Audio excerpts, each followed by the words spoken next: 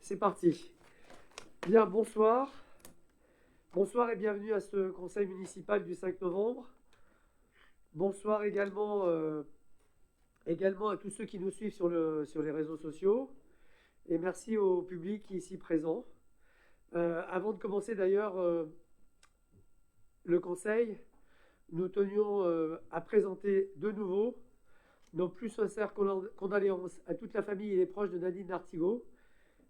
Nadine Artigot était une ex-conseillère à la culture qui était très impliquée lors de la dernière mandature. Et elle est partie très brutalement. Et c'est avec une grande tristesse que je souhaitais lui rendre hommage ce soir. Et d'ailleurs, dans le 4 pages, le 8 pages SH Info, il y a un article sur Nadine et sur son œuvre.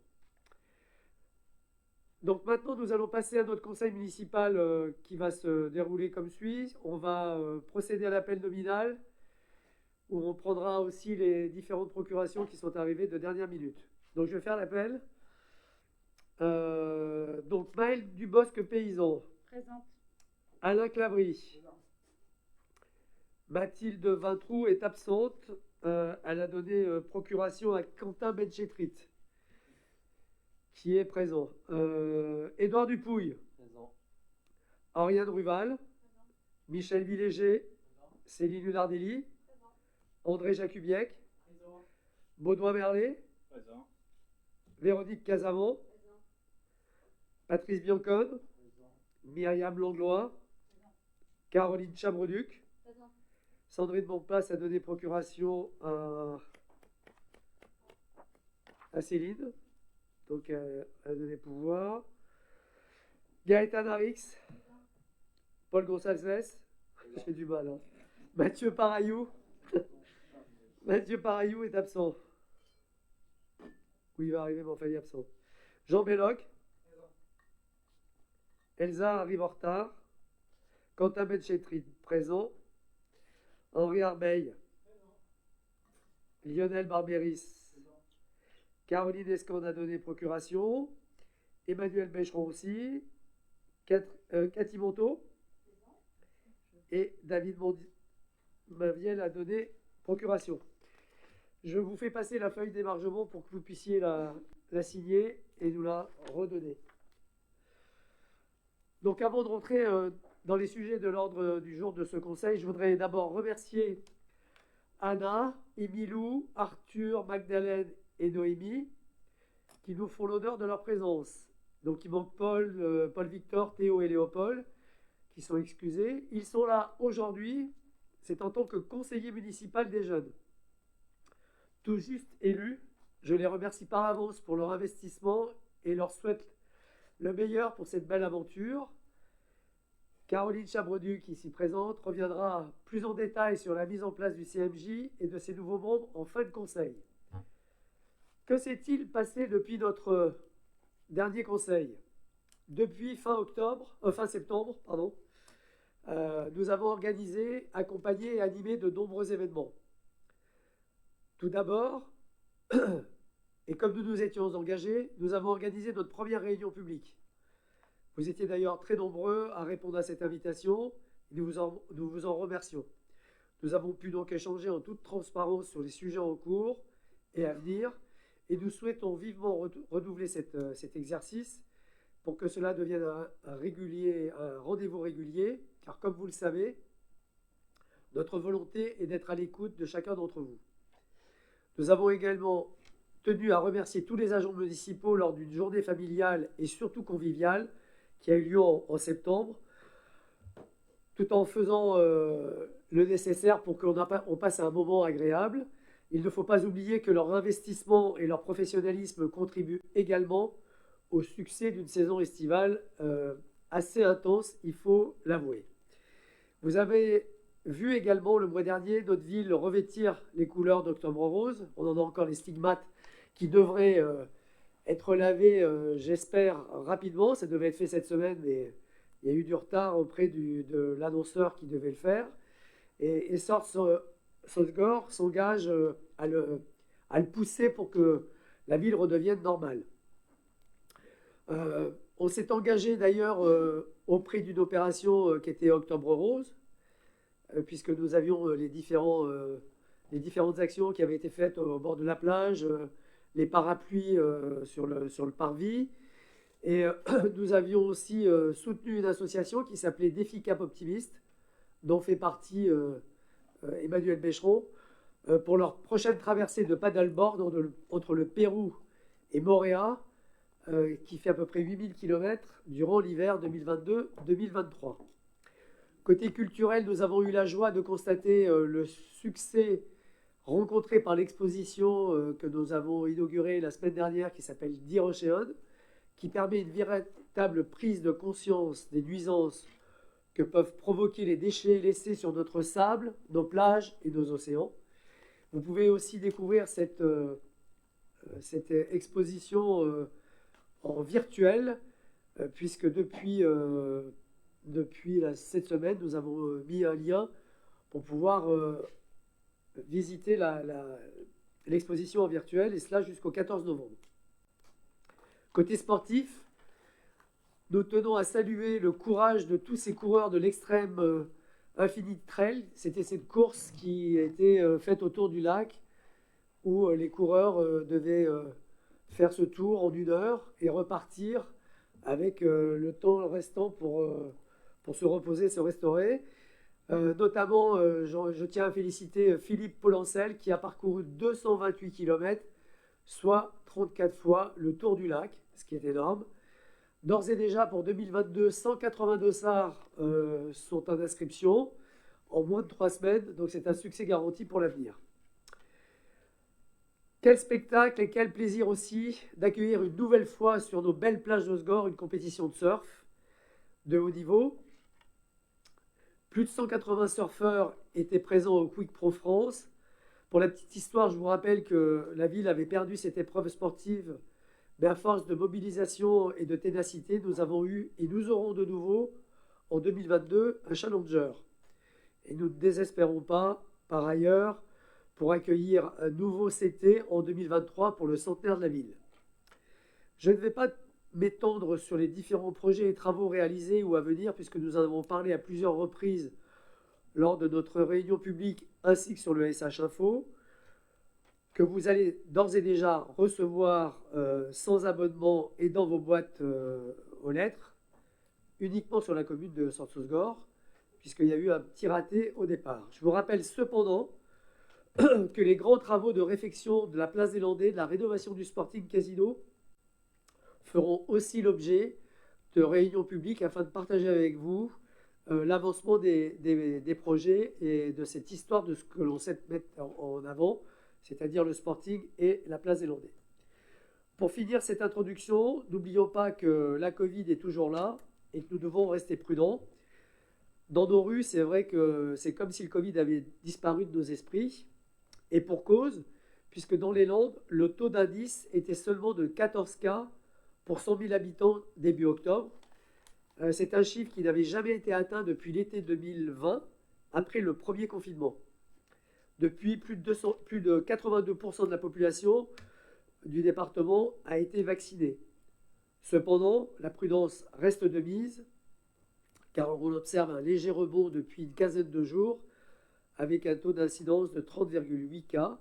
On a 8 personnes hospitalisées à ce jour, dont 2 en réanimation.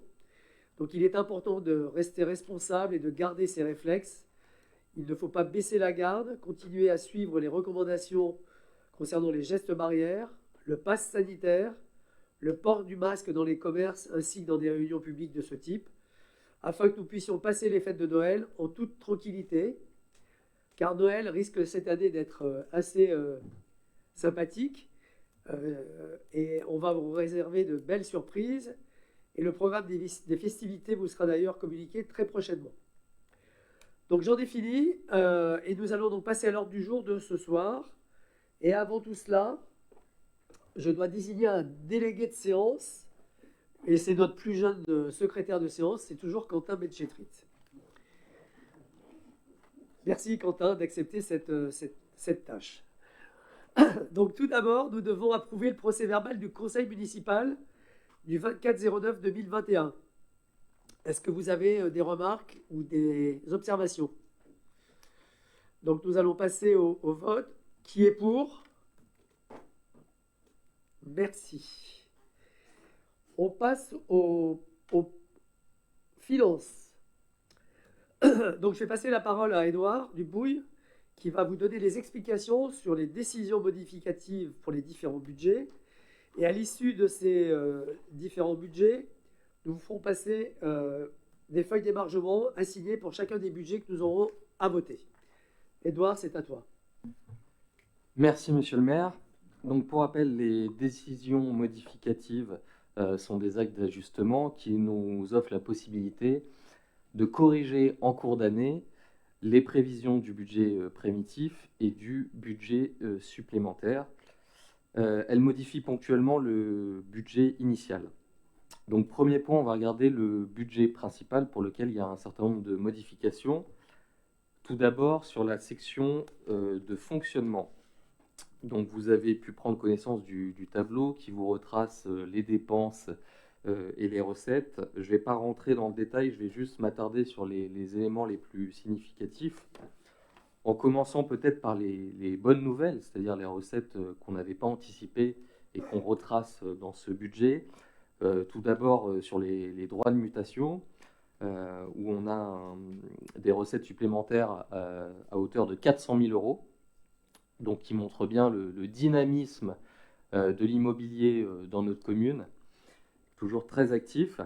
En recettes également, nous avons un certain nombre de remboursements d'assurance pour des sinistres antérieurs à hauteur de 58 000 euros. Ensuite, je vais passer aux dépenses. Alors, des dépenses qu'on n'avait pas anticipées, notamment des ajustements de crédit pour la location de véhicules. Je pense notamment à une balayeuse, des véhicules pour le désensablement ou du matériel. Également, côté dépenses, des ajustements concernant les subventions aux associations. Si vous vous souvenez bien, lorsqu'on a voté ces subventions, il y avait une partie dite de subventions de fonctionnement et une partie de subventions liées à des manifestations. Malheureusement, certaines manifestations n'ont pas pu avoir lieu du fait de la crise sanitaire, entre autres. Je pense notamment à Lire sur la vague, à la compétition d'aviron. Donc voilà, ces subventions ne vont pas être versées et on ajuste donc le montant global. Donc voilà pour la section de fonctionnement. Je vais passer à la fonction d'investissement. Donc là, pareil, c'est le même système. On a un certain nombre d'ajustements en recettes et en dépenses. Tout d'abord, on a en recettes des recettes supplémentaires qui concernent des subventions. La subvention notamment DETR qui concerne la réalisation des travaux des halles. Des subventions régionales pour le plan plage, des subventions départementales également pour le plan plage. En dépenses, un certain nombre de travaux qui ont eu lieu sur des bâtiments. Je pense notamment au trinquet, également à la concession de la plage blanche pour laquelle on reviendra ultérieurement. Donc voilà les grandes lignes, les ajustements qui sont proposés. S'il y a des questions, des remarques, on peut rentrer un peu plus dans le détail. Je suis à votre écoute. Non, pas de remarques. Donc on va passer au vote sur cette partie-là. Donc qui est pour? Très bien, merci. Donc nous allons passer au point numéro 2, Édouard, relatif aux modifications du budget principal. Encore une modification du budget principal. Alors là, c'est un point un peu plus technique et 100% comptable. On est obligé on demande d'ajuster des crédits, puisqu'en fait, il y a une distorsion entre la comptabilité de la commune et celle de la trésorerie, et les écritures de cession ne se génèrent pas automatiquement. Donc pour info, ça concerne la cession d'un tout petit bout de terrain qui était situé à côté du bricomarché à Sorts, et pour un quad qu'on sort des immobilisations. Voilà. Est-ce qu'il y a des remarques ou des questions? Ok, donc on va passer au vote. Donc qui est pour? Très bien. Donc l'article suivant relatif au budget d'assainissement. Ah oui, un tout petit ajustement sur le budget assainissement. On a besoin de rajouter des crédits pour pouvoir, si besoin, passer des non-valeurs en charges irrécouvrables. Voilà, ça concerne certains dossiers pour lesquels on n'a pas l'intention de, de lâcher cet argent, mais bon, dans le cas où on devrait passer une charge irrecouvrable, on a juste le crédit à hauteur de 8 000 euros. Est-ce qu'il y a des questions? Ok, donc on passe au vote. Qui est pour? Très bien, merci. Donc, point numéro 4, budget de la petite enfance. Oui, point numéro 4 et dernier ajustement, pareil, là c'est afin de rectifier le montant des dotations aux amortissements, donc c'est purement comptable pour un logiciel et les amortissements qui sont liés au budget de la crèche. Est-ce qu'il y a des remarques ou des questions? J'ajouterai juste sur la crèche, et on le verra sur le prochain conseil et surtout sur les prochains budgets, on va intégrer le budget relatif à la maison de la petite enfance dans le budget principal. On n'aura plus de budget annexe, tout sera mis à l'intérieur de notre budget principal. Est-ce que vous avez des remarques? Est-ce qu'on peut passer au vote? Qui est pour? Très bien, merci. Point numéro 5. Alors, point numéro 5, donc comme vous l'avez rappelé, monsieur le maire, on aura un budget annexe en moins lors du prochain vote du budget 2022. En revanche, là, on propose d'en ouvrir un nouveau, un budget annexe consacré aux funéraires pour des activités soumises à TVA. C'est un point qu'on a déjà abordé dans de précédents conseils et qui est suivi de près par Véronique et Myriam. Et la collectivité en fait a décidé de proposer une activité commerciale d'intérêt public, connexe au service extérieur des pompes funèbres à caractère industriel et commercial et qui est donc soumise à TVA. Donc ça permettra notamment la construction de caveaux d'avance vendus aux familles et proposer des services d'entretien des sépultures. Pour rappel, les opérations de gestion et d'entretien des cimetières et les opérations qui relèvent d'une mission de police administrative du maire constituent une activité placée en dehors du champ d'application de la TVA et qui dépendent de la compétence du maire. Donc elles continueront à être gérées via le budget principal.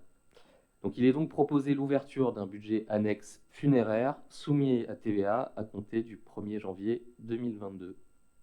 Est-ce qu'il y a des questions ou des remarques? On va passer au vote. Qui est pour? Très bien. J'en profite pour passer les feuilles d'émargement pour les 4 premiers points qu'on a vus. En même temps, tu peux passer au point numéro 6, qui est le tarif d'occupation du domaine public pour la place des Landais, la centrale et le Point d'Or. Oui. Aussi, hein. Et en effet, sur ce point, on propose d'augmenter de 2% le montant des redevances d'occupation du domaine public communal renouvelées chaque année sur les secteurs de la place centrale, de la place des Landais et du parvis du Point d'Or. Si vous vous souvenez, on avait voté ces mêmes points l'année dernière, on le vote tous les ans. Donc une augmentation de 2%. Est-ce qu'il y a des questions ou des remarques? Ça correspond à des tarifs qui sont au-delà de 2 500 €, parce qu'en fait, sinon, ce sont des décisions du maire. Là, on est obligé de passer au vote. C'est le coût de la vie. Oui, on considère que c'est le taux On considère que c'est le coût de la vie, donc on avait dit que c'était taux 2% et on d'inflation. l'avait fait. Et précédemment, d'ailleurs, l'année dernière, on l'avait fait, je crois que précédemment aussi. Donc c'est pour ça qu'on a repris cette ligne-là. Est-ce que vous avez d'autres remarques ou d'autres infos? Bon, on va passer au vote. Qui est pour? Très bien. On va passer donc au point numéro 7. Oui, Cession de la plage blanche. point numéro 7, en fait, ça concerne le même sujet, l'augmentation de montant de 2% de la redevance de la concession de la plage blanche, pour laquelle on rentrera peut-être dans le détail un peu plus tard. Est-ce qu'il y a des remarques ou des questions? Bon, moi, je rajouterai juste une chose concernant la plage blanche. Vous savez on va la mettre en forme de DSP. Pour information, il y a eu une quarantaine de personnes qui sont venues lors des visites du lieu. Bien entendu, le loyer qui est prévu de 15 300 € sera assujetti aussi à un pourcentage par tranche suivant le chiffre d'affaires comme on l'avait fait auparavant. Le dépôt des dossiers devait être jusqu'au 2 novembre 17h30 et nous avons eu 16 dossiers qui ont été remplis de façon normale, classique et correcte, qui vont être étudiés par la commission des espaces concédés qui se réunira le 22/11 à 10h30 sous l'égide d'André Jacubiec pour étudier les dossiers et suivant son choix, cette commission fera passer les entretiens aux différents candidats retenus, sachant que le choix définitif sera exposé lors du dernier conseil de l'année, le 10 décembre 2021, comme ça avait été le cas pour les halles et les plages. Voilà. Est-ce que vous avez des commentaires, non pas sur ça, mais sur l'augmentation des 2%? Bien, on va passer au vote. Donc, qui est pour? Merci. Bon, merci Edouard. Donc, on passe au point numéro 8, qui est en fait les modifications des statuts max et le transfert de la compétence facultative en matière de déchets de venaison. Donc, vous avez dans la note de synthèse qui vous a été remise toutes les explications. Le but de cette action est de faire en sorte que les déchets des animaux sur notre territoire soient traités sur 6 sites qui ont été répertoriés. Donc les sites sont Messanges, Magesque, Souston, Saint-Martin-de-Hinx, Labenne et Josse, qui sont sur le territoire max, et qui seront traités de la meilleure des façons. Pour des raisons sanitaires et évidentes, de réduction des risques épidémiologiques, cette collecte et ce traitement doivent s'homogénéiser sur notre territoire. Et donc, il y a un échange qui doit être fait d'ailleurs avec Sitcom pour travailler là-dessus et qui aura lieu mi-novembre pour valider définitivement les lieux. Cela doit rentrer en vigueur en 2021 et notre participation sera de 162,80 € à l'année. Est-ce que vous avez des questions? Donc on va passer au vote. Est-ce que vous êtes d'accord sur cette modification? Qui est pour? Très bien. On passe au point suivant qui est le PPI voirie. Non mais je vais le faire, c'est pas grave. Donc en fait c'était sur les travaux qui ont lieu à Sorts, au bord de Sorts, en 2017-2018. En accord avec la communauté de communes, celle-ci devait participer à un certain montant. Et le montant était au départ de 484 000 €. Aujourd'hui, on doit régulariser en signant cet avenant qui correspond donc aux travaux supplémentaires et complémentaires sur le bourg. En effet, le montant global était 2 664 098,16 € et nous avons eu des travaux supplémentaires de l'ordre de 109 000 €. Mais Max est d'accord pour payer ce complément et donc il faut que vous me donniez l'autorisation de valider cela sur le montant de 593 000 € payés par Max au lieu de 484. Donc on a 109 000 KE supplémentaires qui vont revenir de la part de la communauté des communes. Est-ce que vous avez des questions? Très bien, on va passer au vote. Qui est pour?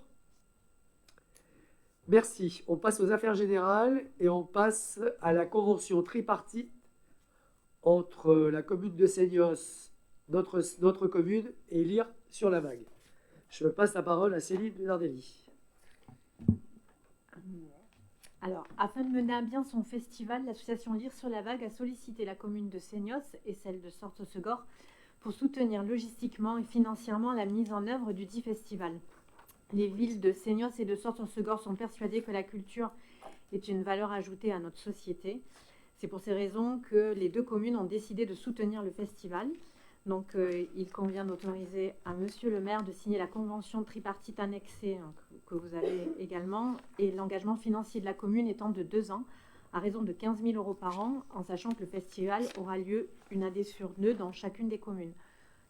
Et en 2022, elle aura lieu à Seignos. Très bien. Est-ce que vous avez des questions?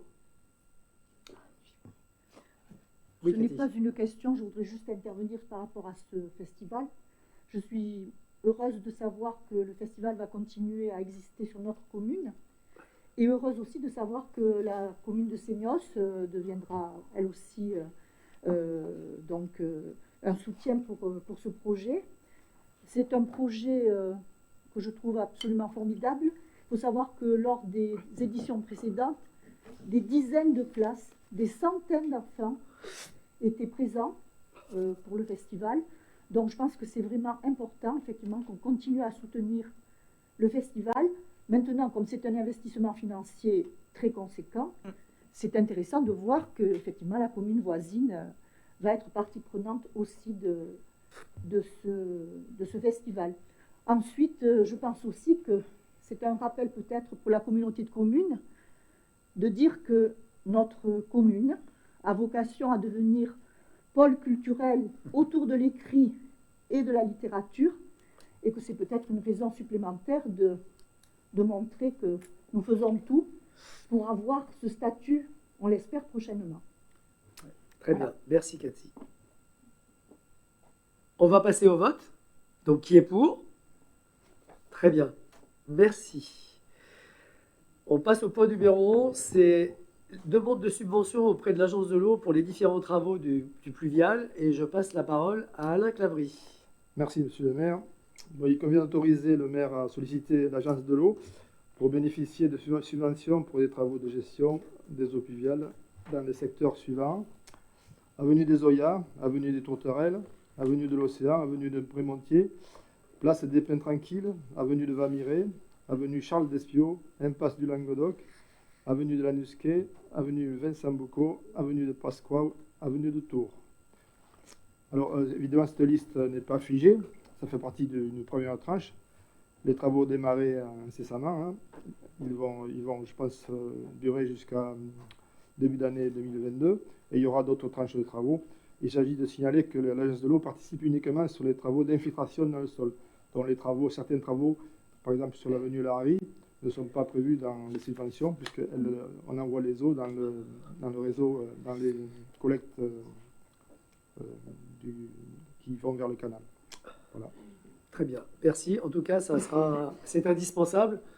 Et on l'a vécu hier avec les averses. Donc, ce sont des travaux qui sont nécessaires.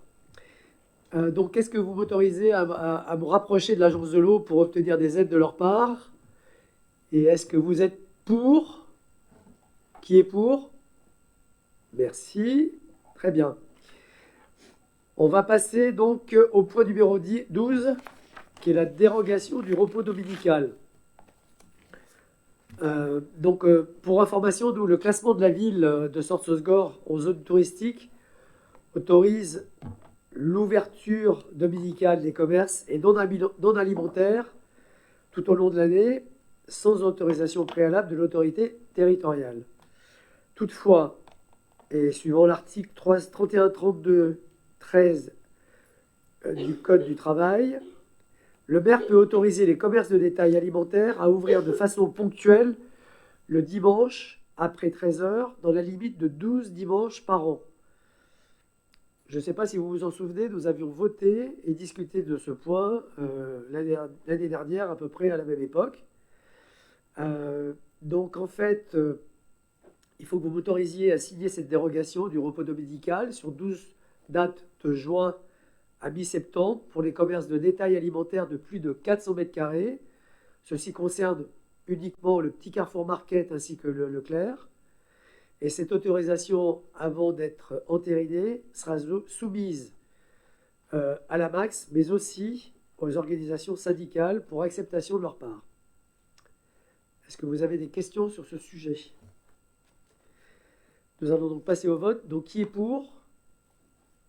Merci. On passe au point numéro 13, qui est la convention de mécénat dans le cadre de la Quicksilver Pro 2021. Donc, pendant la compétition du Quick Pro il y a 15 jours, la société Cronenbourg et pour le compte de sa marque Carlsberg avait souhaité, sous forme de mécénat, nous octroyer la somme de 25 000 €. Donc, je demande juste l'autorisation de signer cette convention entre la ville et la société pour le compte de leur marque, afin de récupérer cette somme dite. Y a-t-il des remarques? Alors, c'est intéressant de récupérer 25 000 €. Après, est-ce que la société Cronenbourg vend autre chose que de la bière? Pardon, j'ai pas entendu. Est-ce que la société Cronenbourg vend aussi autre chose que de la bière? Je trouve que, comment dire, on a un événement sportif, c'est très bien hein, qu'ils veuillent Alors, qu'ils veuillent participer financièrement, mais bon, voilà. en fait, pour être tout à fait transparent, on fait la boîte aux lettres pour la WSL. C'est-à-dire qu'on récupère cet argent-là, qu'on redonne en termes de mécénat à l'organisateur. Nous, c'est sûr que il y avait une fameuse loi qui était la loi E20 qui faisait en fait qu'on ne pouvait pas faire de publicité avec l'alcool. Alors ils n'en font pas de façon directe, mais indirecte, puisqu'ils ont des tireuses à bière. Et je pense que c'est pas avec ça qu'ils se récupèrent. Mais c'est un sponsoring qu'ils opèrent en tout cas autour du surf.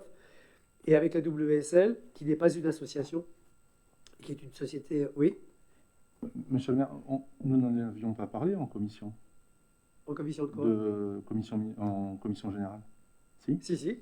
D'accord, bon, parce que je ne vois pas l'ordre. Si, ça a été... Si. D'accord, bon, ben, c'est moi je suis passé à côté. Parce que c'est vrai que le fait que ce soit de la vente, alors pas d'alcool en l'occurrence, mais c'est quand même une société qui a cette réputation. Tout à fait. Bien, on va quand même passer au vote, on va quand même pas refuser de cette... Très bien, donc vous êtes tous d'accord? La prochaine fois, on fera du jus d'orange ou du champagne. Le champagne sera peut-être mieux. Orangina, voilà. Secouez-nous. Très bien.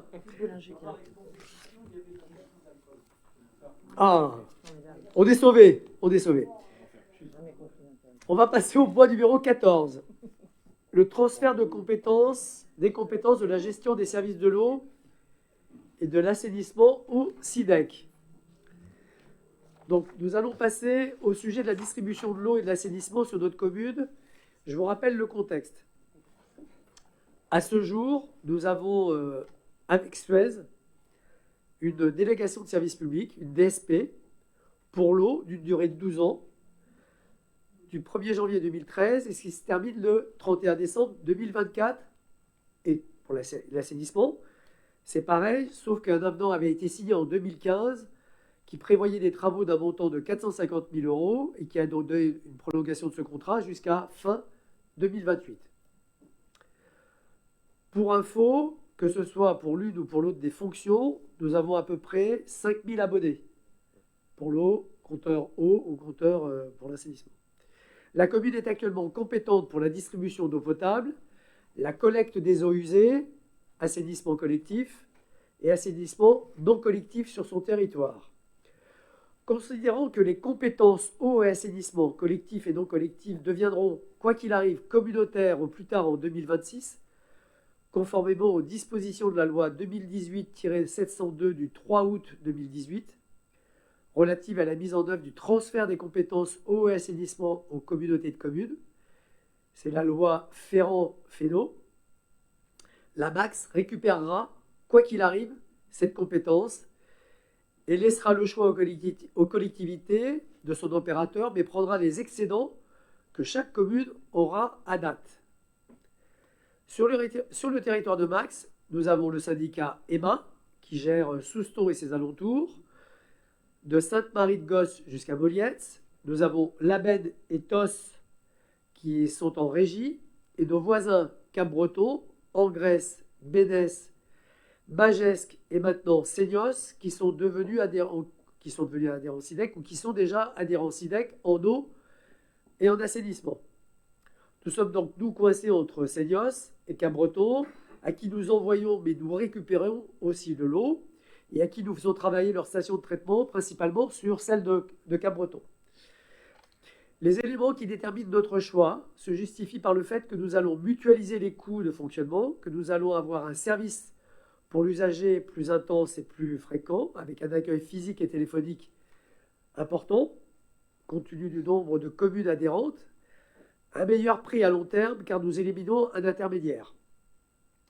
De plus, en récupérant à ce jour les résultats globaux des comptes administratifs des budgets annexes eau potable, qui sont estimés à ce jour à 716 207,38 €, c'est assez précis, et de l'assainissement sur un excédent estimé de 510 465,99 €, ces comptes seront transférés au SIDEC, mais seront affectés et fléchés sur des investissements uniquement en réalisation sur notre ville et sur notre bourg. Sur la commune, uniquement chez nous. Pour information, et je vous donne les éléments, pour l'eau potable, nous allons donc proposer, alors vous verrez, c'est un peu plus que les budgets, mais on a préféré mettre plus que pas assez. L'avenue de Bordeaux, que nous allons refaire en 2023 sur le PPI, mais travaux, puisqu'on va faire une piste cyclable et nous allons refaire la route. Il y a à peu près 670 000 euros qui vont être affectés là-dedans. L'avenue des Hippocampes pour 100 000 euros. L'avenue des Cygnates pour 70 000. L'avenue de la Bécasse pour 85 000. En ce qui concerne l'assainissement, nous allons proposer les travaux suivants. La baïonnette de l'avenue de Bordeaux à 107 500 euros. Le programme de réhabilitation du secteur du Touring pour 200 000 euros.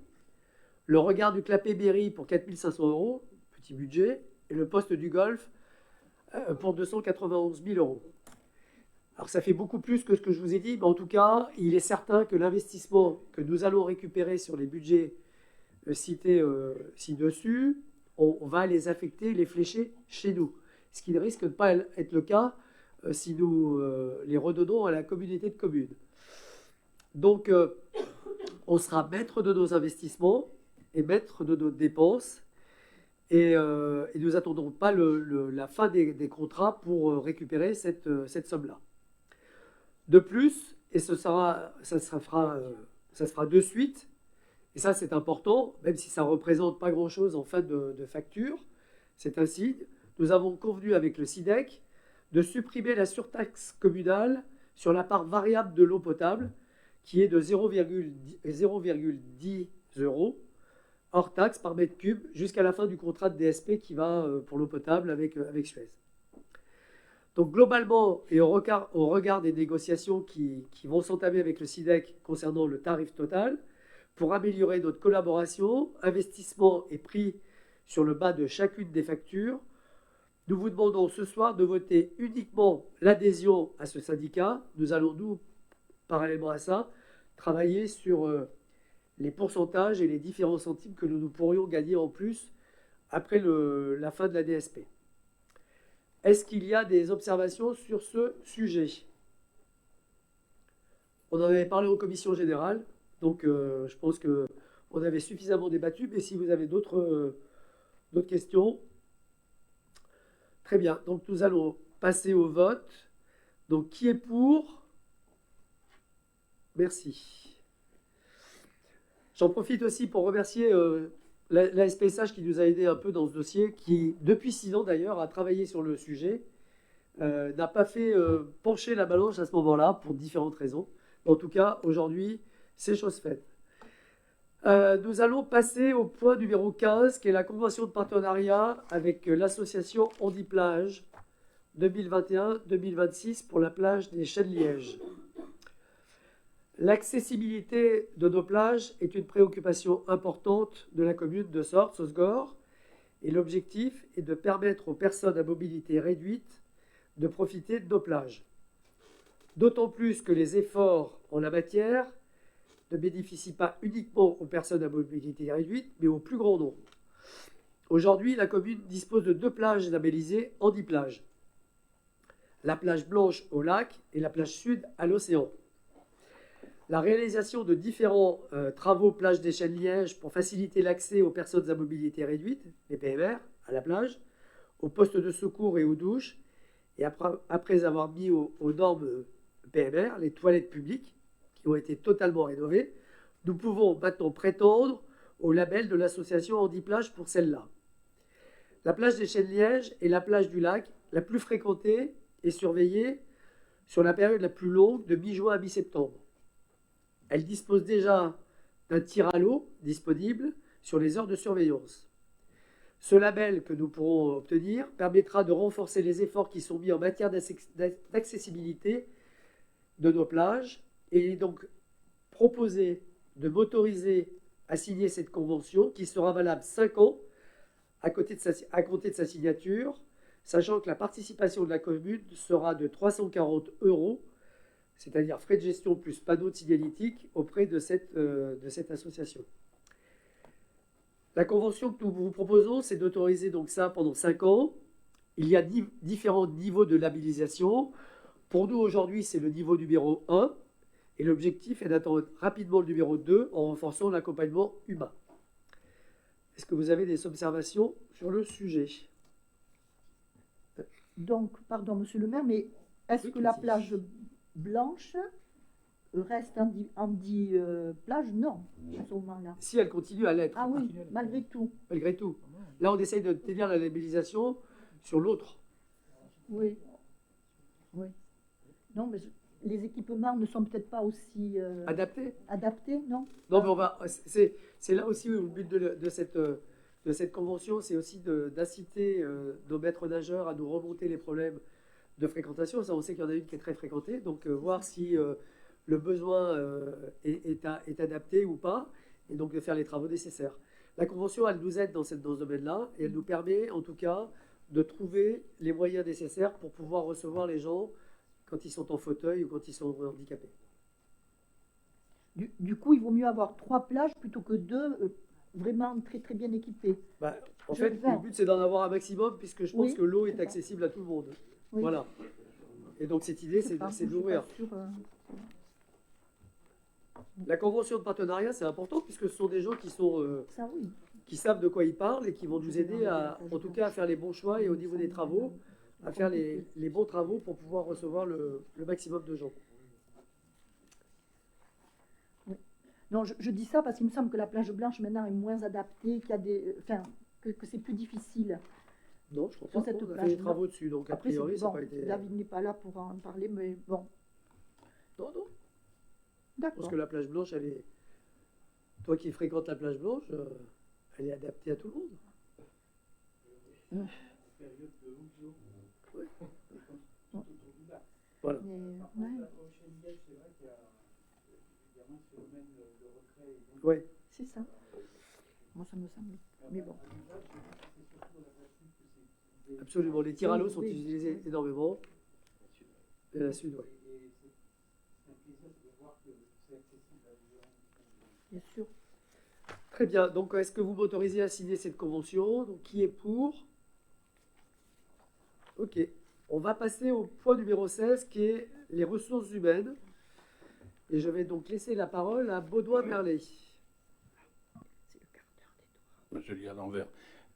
Sur le premier sujet, très rapidement en 3 points, il s'agit de 6 fonctions. Il ne s'agit pas de nouveaux postes au tableau des effectifs, que ce soit bien clair. Simplement pour parer à des urgences au service technique, en raison de 4 départs, pour des motifs qui sont des retraites, maladies, etc. Donc des postes aujourd'hui vacants et de 2 besoins à satisfaire et jugés comme indispensables. Ça a déjà été évoqué à plusieurs reprises, l'un au cimetière et l'autre à la crèche. Si ces sujets ont déjà été portés à votre connaissance, la seule remarque complémentaire que je ferai est qu'une vigilance un peu plus affinée devrait être mieux assurée en amont pour éviter d'avoir réalisé ces obligations de mouvement dans l'urgence. Et ça, nous allons y veiller. Il y aura toujours une part d'imprévisible, mais... Le deuxième point, j'insiste, c'est si besoins immédiats sont couverts par des saisonniers qui ont été ciblés, 4 donc au service technique et 2 autres pour le cimetière et la crèche.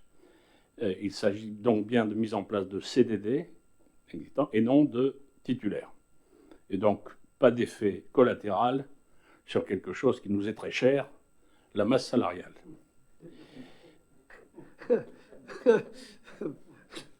Est-ce que vous avez des remarques? Oui. Ah, ça Sauf, pardon, alors je vais être complet avant la remarque. Sauf s'il y avait un effet, il serait dans le bon sens. Lionel, Je m'attendais. Bah, oui, forcément, je suis obligé d'intervenir. il n'y a pas de problème. Non, je suis pas obligé. Vive la démocratie. Ouais. Non, juste dans l'intitulé ouverture de poste, donc pour notamment accroissement temporaire d'activité. Oui. Est-ce que vous pouvez préciser, parce que j'aimerais savoir à l'automne comme ça, qu'est-ce qui justifie de l'accroissement temporaire d'activité et juste pour l'ouverture de poste, j'ai entendu que c'était sur des postes vacants. Il y avait des postes vacants aujourd'hui. Oui. Mais on peut remplacer sur poste vacant, donc pourquoi créer des postes à côté? Non, mais attends, soyons clairs. On ne crée pas de postes. Ben si. Non. On nourrit des postes qui sont actuellement vides et qui s'avèrent indispensables. Oui, il n'y a pas de délibération pour pourvoir des postes vacants. Si on fait une délibération, c'est pour ouvrir des postes. Mais on n'en est pas à la Qui seront des délibération. emplois temporaires. Je suis en train d'expliquer ce que l'on fait. Je redonnerai la parole à Benoît. C'est une ouverture de poste. Il y a 6 adjoints techniques qui étaient au service propreté. Il y en a 4 qui ont été remplacés en retraite, mutation dans une autre collectivité, démission, disponibilité. Ça, c'est pas de l'accroissement, c'est du remplacement. Et Oui, on en mais a on peut 2 autres. remplacer C'est ce sur qu'on poste appelle du vacant, remplacement, monsieur le oui. maire. Pardon, On peut remplacer sur poste, donc je ne comprends pas pourquoi on ouvre des postes à côté pour... mais on les ouvre pas là. Mais on les ouvre pas. Parce que c'était des titulaires. C'était des Ouverture de titulaires, on poste. n'ouvre Non, pas. mais Il y a marqué ouverture de poste. d'accord, mais Bien sûr. c'était des titulaires. Là, C'est du transfert interne, mais nourri. On remplace sur poste. on prend des contractuels. On prend des contractuels On est d'accord. Mais on et, peut et bien, on non, mais les prend dans les stocks que nous avons de saisonniers. on peut bien prendre que des c'est clair, gens hein. sur les postes vacants, qui sont des contractuels, en attente de recrutement. Bon, est-ce qu'on joue C'est sur tout les à mots fait, enfin, remplacement et légalement, accroissement je vois pas où est le temporaire, là. problème. On les a, oui, comme me dit Eric, c'est pas en attente de recrutement, puisqu'on les a, ces gens-là. C'était des saisonniers qu'on a intégrés à l'intérieur des 4, puisque retraite, mutation sur une autre collectivité, démission, disponibilité. C'est Alors, pas un excusez-moi, accroissement. mais... Après l'accroissement. Non, mais attends. Non, l'accroissement, il se fera, pardon. Et quand on aura... Parce que dans les CDD, si je ne me trompe pas, et tu es tout à fait autorisé à intervenir à nouveau pour me démentir, ces CDD, ils peuvent aller de 6 mois, 12 mois à 18 mois. Et pendant cette période de 6, 12, 18, ça, il appartiendra à la direction de l'entreprise mairie et de décider de la durée du contrat. Alors, on ne va pas se substituer à tout le monde en permanence. Et si il s'avère qu'il y avait une non-performance, ou s'il s'avère que nous avons totalement raison, que ce poste sont à nourrir de façon pérenne, à ce moment-là se posera éventuellement la question d'ouverture de poste de titulaire. Mais on n'en est pas là. J'espère que C'est c'est pas une suffisamment clair. création. Hein, c'est pas... Non, mais... Mais on On se peut comprend, jouer mais- sur les mots. Hein. On se comprend pas bien, en fait. Non, mais en fait, on ne se comprend pas parce que techniquement, c'est pas comme ça qu'on procède. C'est-à-dire Non, mais qu'on a je des sais postes... ce que tu fais. Tu fais la différence entre remplacement et accroissement temporaire. Non, Ça, c'est- j'y c'est étais pas, du mais tout ça. j'ai bien saisi la différence que tu fais. Mais très sincèrement, on joue sur les mots.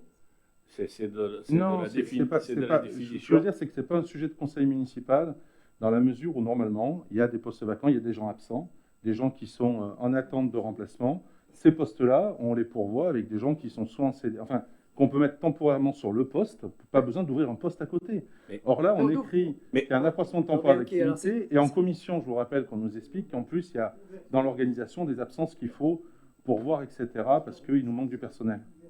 C'est la création. J'ai compris que c'était pas des gens, c'était des gens qu'on mettait à côté, c'était des ouvertures de postes, d'accroissement temporaire d'activité que vous mettez.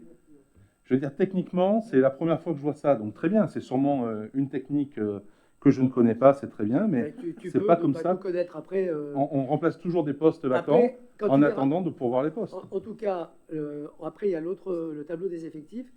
Le tableau des effectifs, il est moindre que ce qui était auparavant. Donc, on a descendu le tableau des effectifs. C'est Donc, pas le on ne fait problème. pas de création. C'est pas le problème, je reviens même pas d'ailleurs sur la masse salariale là. Je dis Mais non, simplement en plus, elle a pas qu'on grossi. annonce des ouvertures de postes pour accroissement temporaire d'activité, alors que normalement ces postes peuvent tout à fait, si c'est des gens absents, être remplacés sur poste. L'accroissement En attendant temporaire- de pourvoir les postes. L'accroissement temporaire d'activité ne concerne que 2 sur les 6 postes dont on parle. Alors justement, pour quel accroissement d'activité? Eh bien, tu le sais très bien, c'est sur le cimetière et sur la crèche. Ok. Non mais bon. C'est cela. Les 4 autres, ce sont des postes qui existaient déjà, sur lesquels Dans les services ils étaient techniques. vacants pour les raisons que je t'ai évoquées, Oui, c'est-à-dire oui, mais dans ce ça- cas-là, on peut les remplacer sur poste vacant. On n'a pas besoin de créer de poste. C'est ça que je comprends pas. Mais bon, c'est de la technique. On va pas embêter le public avec ça. On va D'accord. embêter personne avec ça. on va pas faire un cours. Non, mais- non, je crois que- mais- Ce que je veux dire, c'est que là, il faut m'expliquer comment on procède, quoi. Mais je suis prêt à avoir un cours magistral là-dessus. Il n'y a aucun problème. D'accord. Non, mais j'enregistre quand même, nous sommes plutôt flattés, que nous sommes en train de procéder à quelque chose d'innovant. Parce que tu nous dis c'est du jamais vu. Bon, ben, c'est très bien. On innove. Bon, alors, on va quand même passer au Alors, on vote. va passer au vote, même Alors, si Même si on c'est a, peut-être pas utile. on a peut-être des différents. Est-ce que, alors, on va passer au vote. Donc, qui est pour? Qui est contre? Qui s'abstient? Donc, vous vous abstenez tous les 3. Enfin, tous les 6, pardon. Oui, oui, tous les 6. On fait parler les absents. Donc, ouverture de poste au tableau des effectifs. Alors, Donc, pour ça, là, allons-y. donc il y a eu un organigramme pour faire un chouïa d'historique. Il y a eu un organigramme qui a été complètement mis à plat pour la totalité des effectifs de la mairie, ce qui n'existait pas auparavant. Et à partir de cette mise à plat et de l'organigramme, on a quand même ciblé là où il y avait des manques suffisamment conséquents pour justifier de donner un peu plus de dimension à 3 ou 4 postes, 4 pour être précis. Et ça a été discuté notamment avec Lionel, le directeur général des services, et monsieur le maire. Quand je dis 4, je vais m'en tenir à 3 pour l'instant. Dans le domaine juridique, dans le domaine comptable et dans le domaine des ressources humaines.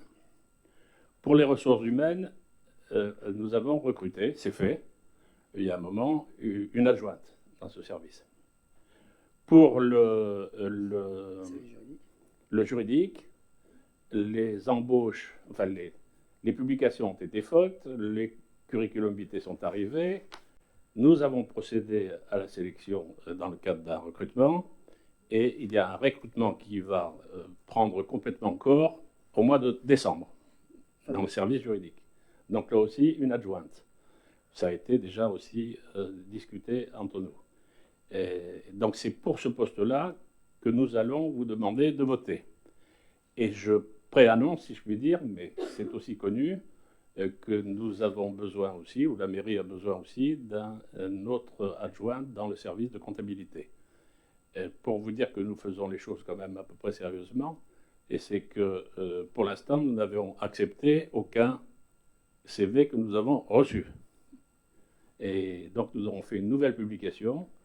On vient de recevoir une série complémentaire de CV, et il y a une réunion, pour être très précis, le 29 novembre, pour la sélection de ces CV.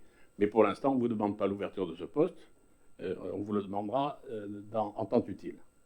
Donc voilà, et que vous dire de plus Ensuite, juste, moi je vais compléter quelque chose par rapport à ce que dit Baudouin. Il y a des avancements de grade. Ah, mais j'y allais venir. Ah, pardon. Donc qui sont automatiques. D'accord. Donc allez-y, monsieur. Non, mais moi ça va tenir en une phrase. Vas-y. Et il y a 4 avancements de grade. Et la phrase, la mienne, c'est la suivante. Et ces avancements de grade sont intimement fondés sur les lignes directrices de gestion que nous avons tous accepté de mettre en œuvre. Donc ça n'est pas un exercice comme ça fait sur un coin de table, c'est le résultat de ce que l'on a mis tous ensemble en place, les lignes directrices de gestion dont on peut aussi tous se féliciter. Voilà. Alors maintenant, si vous voulez plus de détails sur les 4 postes concernés, on vous les donnera. Hein. Pas de problème. Bien, on va passer... Oui. Enfin, je me suis déjà exprimé sur l'évolution de l'organisation et les recrutements que je trouvais trop rapides, je l'ai dit. Ça ne veut pas dire qu'il ne faut pas qu'ils aient lieu, mais c'était effectivement rapide par rapport, là, pour le coup, à une masse salariale que nous avons vue en commission finance et dont nous savons pertinemment que cela joue profondément sur la capacité d'investissement de la commune à long terme. Tout simplement, ça a été prouvé et on l'a démontré par les outils qu'on aura bientôt à disposition pour gérer la partie financière de la commune. Bon, voilà, donc les choix ont été faits, il n'y a pas de problème. Du coup, évidemment que nous sommes pour les avancements de grade, parce que c'est totalement cohérent et par rapport à ce que nous avions vu, mais étant pas forcément pour que ça aille si vite sur la partie recrutement, notamment sur le poste juridique, on s'abstiendra. Pas de problème. Bon, Lionel, sur ce point, parce que parfois nous convergeons quand même, je voudrais simplement te dire que tu as raison. Là, il y aura un impact sur la masse salariale, c'est pour ça que je ne l'ai pas cité, mais puisque tu y viens. Mais cet impact, et j'ai demandé à ce qu'on me le mesure aujourd'hui. Alors, on l'a mesuré. à la louche. Si vous voulez les chiffres, je vous le donne. À mon avis, ça n'a pas grand intérêt.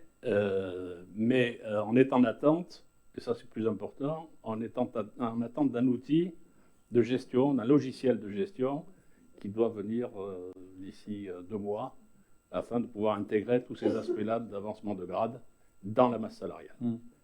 Et cet outil logiciel, il vient de je ne sais où, mais moi non plus. Mais enfin, en tout cas, il ne vient pas d'ici. Ok. Alors maintenant, je te donne à la louche, c'est de l'ordre de 90 000 euros. Combien? 90 000. Ça y est. Chef. Bon, c'est la Bon, louche. les petits ruisseaux ayant toujours fait Mais des grandes j'ai mis la rivières, barre très C'est haut. une, Hein. c'est une il faut grosse faire louche. attention. Il faut faire attention parce qu'on peut dire que chaque fois on crée un petit peu de masse salariale, mais au global ça fera beaucoup. Oh, tu sais, si on veut, on passe le peigne fin, on va tomber. Aujourd'hui, juste pour info et pour être complet quand même, on a 91 personnes au tableau des effectifs. On était à 94, voire 97. Souvenez-vous au début du mandat. On est à 91, 42 hommes, 49 femmes. Oui. Oui, oui. Bien, on va passer au vote. Donc, qui est pour? Pardon, je trouve Ah. regrettable qu'on ne puisse pas distinguer les deux. Lesquels? Eh ben, les deux dans la délibération, qu'on ne puisse pas distinguer Laquelle délibération? celle-là, sur laquelle on va voter. Mais la délibération des ouvertures de poste, vous avez un poste. Oui, mais il y a les avancements de grade après, donc. Allez, ben les avancements de poste, alors les avancements Moi, de poste, c'est très clair. j'aimerais pouvoir voter pour les avancements de grade et m'abstenir sur le. Ah, ben non, premier c'est tout point. en même temps. Mais pourquoi on ne peut pas distinguer les deux? Non, on a fait tout en même temps. Mais oui, mais ce sont deux choses quand même très différentes. Si vous voulez, alors on va le voter de C'est- cette façon-là. Ça ne change pas grand-chose, Cathy. Non, mais c'est Ça quand fait- même des choses très différentes. Ça C'est- fera 2 délibérations, c'est pas très grave. Désolé. Ah, désolé, ouais. Franchement, Cathy. Mais- Allez, nous allons passer Vous au avez vote tout le sur détail dans le premier dossier, point. hein, Alors, nous allons passer au vote sur le Petit premier A. point, qui est le poste au grade d'adjoint administratif principal, première classe. Donc, qui est pour? Qui s'abstient, comme ça on ira plus vite? D'accord, très bien. Donc, nous allons passer à la deuxième délibération, qui est liée aux avancements de grade de l'année 2021 sur les 4 postes que je vais citer, pour être certain de savoir ce sur quoi nous allons voter. Un poste auxiliaire de puéricultrice principale en première classe, à compter du 6-11. Un poste adjoint administratif principal de deuxième classe à la même date. Un poste brigadier chef principal identique à la même date. Et un poste d'attaché principal à compter de la même date. Et pour être complet, pardon, monsieur Oui. le maire, le premier poste, ça concerne la crèche. Le second, ça concerne le funéraire. Le troisième, ça concerne la police municipale. Et le quatrième concerne l'urbanisme. Voilà, on ne Voilà. peut pas donner les âges. Non. On va s'en tenir à ça. Donc, qui est pour? À l'unanimité, merci beaucoup.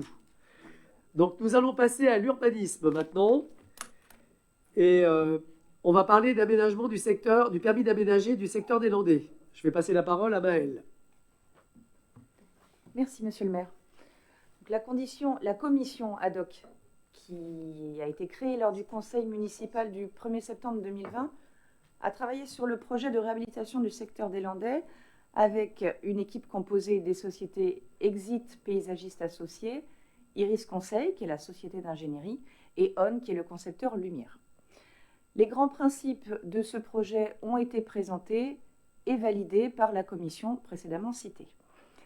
La maîtrise d'œuvre est en train de finaliser les derniers points du permis d'aménager avec l'architecte des bâtiments de France ainsi que la DRAC.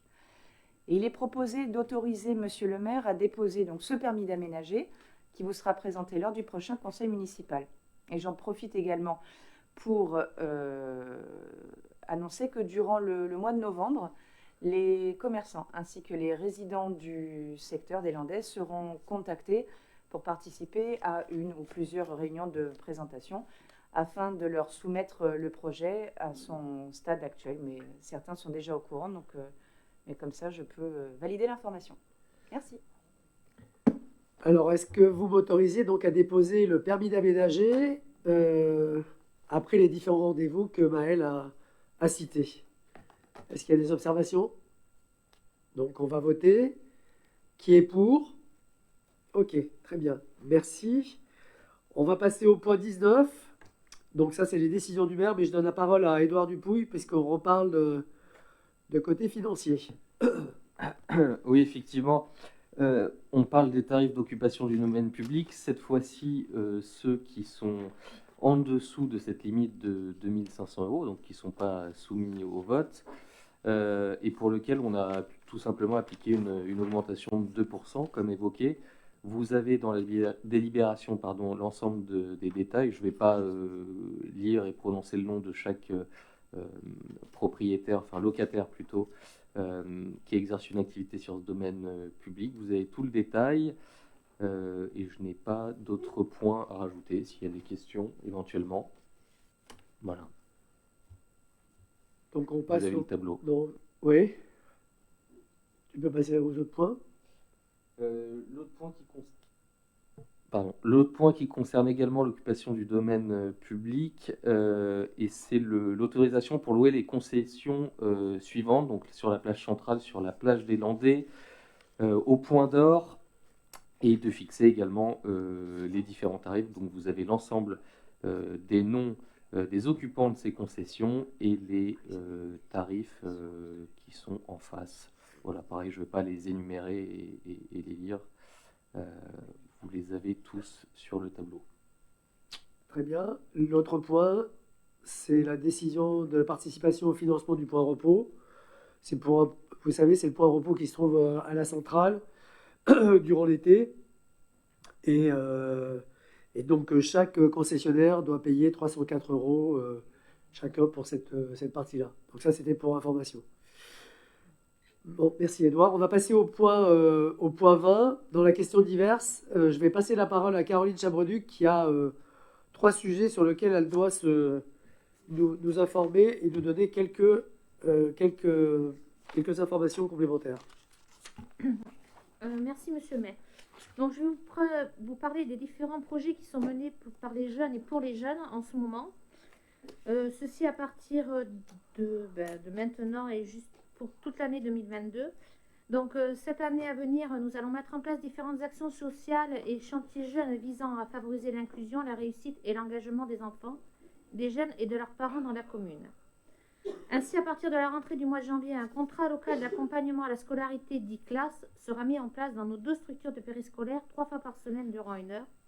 Ce temps visera à permettre aux enfants d'approfondir des méthodes de travail et de faciliter leur accès à la culture et à élargir leur centre d'intérêt. Ceci en étroite collaboration avec les écoles pour cibler les besoins. Ensuite, nous souhaitons élargir le dispositif aux jeunes de l'espace de jeunes de 12 à 17 ans. Aux vacances de février sera mis en place le premier chantier jeune par l'espace jeune. Ces chantiers ont vocation de permettre aux jeunes d'avoir un premier contact avec le monde du travail, tout en pouvant se constituer une petite cagnotte afin de pouvoir soit financer des projets individuels du type BAFA, BSR, soit participer à des séjours ou des animations proposées par l'espace jeune. Le versement de ces cagnottes ne se fera que sur présentation d'une facture et directement au prestataire désigné. Ensuite, la création de la TEC à l'espace jeune, association temporaire d'enfants citoyens, sera finalisée très prochainement. Elle permettra aux adolescents de réaliser des actions de solidarité internationale, des festivals de musique ou des séjours à l'étranger. Ils mèneront le projet de l'idée au financement jusqu'à sa réalisation. Enfin, à partir de l'année prochaine, de septembre de l'année prochaine, le réseau d'écoute, d'appui et d'accompagnement de la parentalité, structure qui se substituera à partir de 3 ans où l'AEP, lieu d'accueil enfants-parents bien connu aujourd'hui des parents de notre commune, verra le jour donc en septembre. Tel l'AEP précédemment évoqué, le RAEP aura pour but d'améliorer le bien-être des familles, de soutenir les parents et les enfants face aux questions et aux difficultés qui peuvent apparaître tout au long de leur croissance, d'acquérir différents savoir-faire et connaissances par le biais de rencontres, de conférences ciblées. Voilà, ça c'est pour tout ce qui concerne la jeunesse à même ces structures-là. Enfin, en ce qui concerne les écoles, comme vous avez pu le voir dans les tutos, le projet de l'aire maritime mené par l'école de Segor a été renouvelé cette année et le sera d'office l'année prochaine. On a eu les réponses en même temps, donc on a su. Les enfants sont en train de réaliser un panneau retraçant leurs travaux qui sera implanté au bord du lac quand il sera finalisé et approuvé par les institutions de la commune. Par ailleurs, l'école de Sorts, elle, a choisi de mener un projet éducatif global d'1 an sur les barthes et la forêt afin de permettre à tous les enfants de cette école de participer à la découverte de leur milieu. Voilà. Ça, c'est pour tout ce qui sera mis en place. Et enfin, pour finir, donc, vous avez 5 de nos petits jeunes qui constituent le conseil municipal des jeunes qui viennent d'être élus et qui est enfin mis en place après 18 mois de Covid, difficile. Voilà. 3 s'excusent parce que, comme on est en période de vacances, ils sont en vacances. Voilà. Donc ici, vous avez Arthur, Noémie, Anna, Emilou et Magdalène. Voilà. Cette petite équipe est très dynamique. Ils commenceront leur travail à partir de leur première réunion de travail le 10 novembre. Et le 11 novembre, 2 d'entre eux participent. Ils viendront parce qu'ils viendraient à plusieurs. Et ils participeront à la cérémonie de la commémoration du 11 novembre. Et 2 d'entre eux liront le texte. Que j'ai reçu. Voilà. Déjà. Le texte pour de la ministre. en mémoire des combattants tombés pour la France. Voilà. Bon, bienvenue les enfants, et puis on compte sur vous. Comme je vous l'avais dit la première fois, c'est important d'avoir constitué un conseil municipal des jeunes. On a besoin de cette jeunesse, on a besoin de ce regard nouveau. On vous avait demandé de venir ce soir pour que vous assistiez à un conseil municipal classique. Comme vous avez pu le voir, c'est pas toujours facile, c'est pas toujours intéressant. Ce qui est toujours intéressant, c'est le débat démocratique, c'est la discussion. Il y a des articles sur lesquels on ne s'amuse pas. Il y a des articles avec lesquels on s'amuse. En tout cas, avec lesquels on débat. Donc voilà, et vous verrez, vous ferez la même chose. Et on compte sur vous, en tout cas. En tout cas, bravo et merci de votre engagement en politique à cet âge-là. La relève est là. Bien, on a encore juste un point qui était la présentation du projet Aire maritime éducative. Alors, t'as rien préparé. Donc, en fait... Donc, non, juste... Je voulais juste... non, mais je voulais juste rajouter un truc. Par rapport à ce projet-là, le AME, là, dont tu as parlé... Absolument. L'aire marine éducative. Alors, c'est une zone maritime littorale gérée. Alors, je vous lis ça parce que ça a une importance sur une chose qui m'intéresse, moi, personnellement. Gérée de manière participative par des élèves. Ça a été initié en 2012 par l'école primaire de Vaitaou, en Polynésie française. Et ce label AME fait aujourd'hui le tour du monde. Alors, donc, comme expliquait Caro, l'école primaire des Chênes-Lièges de Sorts s'est engagée dans ce processus. Connaître, vivre et transmettre notre environnement proche sont les 3 axes qui nous guident dans cette action. Donc je trouvais que c'était intéressant. Et quand j'ai lu cet article-là, je trouvais que c'était intéressant de le rajouter. Bon, voilà. Sur ce, je vais passer la parole à Patrice Biancone qui a une annonce à vous faire sur la culture et sur les rendez-vous culturels et littéraires. Voilà, oui, je voudrais simplement annoncer à tous ceux qui vivent à Osgore et qui se passionnent pour l'océan que le 14 novembre, donc dimanche prochain, le 14 novembre donc à 16h, nous recevons au Rex, au cinéma Le Rex, William Finnegan. William Finnegan, c'est un auteur américain, c'est un écrivain, c'est aussi un journaliste qui travaille au New Yorker et il a écrit un livre un livre culte, un livre qui fait autorité pour les surfeurs du monde entier et pour les amateurs d'aventure, de grande aventure, de ceux qui confondent la vie et leur œuvre, dans le fond, puisque c'est l'exemple de William Finnegan. Et il sera là, donc, il a reçu le prix Pulitzer pour son livre. C'est le plus beau prix que l'on puisse recevoir quand on est amateur de livres. Et donc, il sera là pour vous parler de l'océan, pour vous parler de son aventure et pour montrer, comme il dit, entre le paradis et l'enfer des vagues, ce que peut être une vie. C'est-à-dire une vie à la fois de grand reporter qui couvre les conflits dans le monde entier et en même temps une vie de surfeur, puisque quand il partait en reportage, le plus souvent possible, il partait même avec sa planche de surf pour surfer quand il faisait le Vietnam ou quand il était ailleurs. Il partait avec sa planche. C'est un homme très particulier qui vit le surf comme une passion Et il faut l'entendre parler de l'océan, c'est magnifique. Voilà, donc je souhaite que le plus de monde possible vienne à ce rendez-vous le 14 novembre à 16h au cinéma Le Rex. Merci. Très bien, merci Patrice. Donc on a fini notre conseil. Est-ce que vous avez d'autres sujets que vous souhaitez aborder? Très bien. Donc merci de votre attention pour ce conseil. Merci à tous. Le prochain conseil municipal aura lieu le 10 décembre 2021 à la même heure et au même endroit. Bonne soirée à tous et à toutes. Bonsoir.